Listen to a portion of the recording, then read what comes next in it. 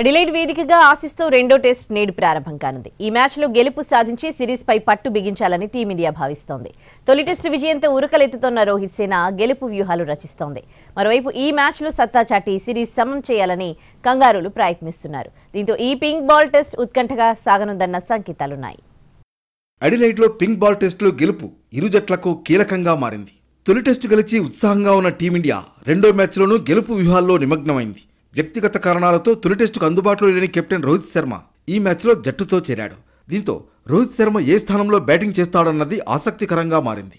మొదటి టెస్టులో ఓపెనర్గా కేఎల్ రాహుల్ సక్సెస్ కావడంతో రోహిత్ బ్యాటింగ్ స్థానం ఎక్కడా అనే ప్రశ్న తలెత్తింది. మాజీలు ఎవరికి తోచిన విధంగా వారు విశ్లేషణ చేశారు. అయితే వాటికి ముగింపు చెబుతూ కెప్టెన్ రోహిత్ శర్మనే క్లారిటీ ఇచ్చేశాడు.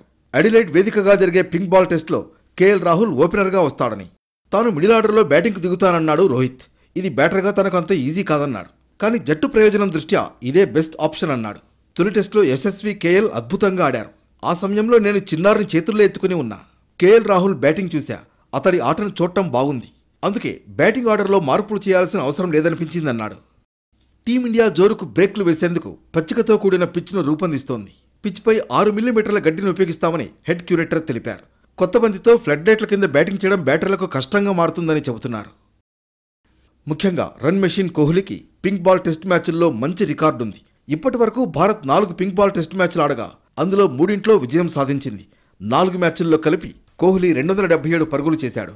పింక్ బాల్ టెస్టుల్లో అత్యధిక పరుగులు చేసింది కూడా కోహ్లీనే.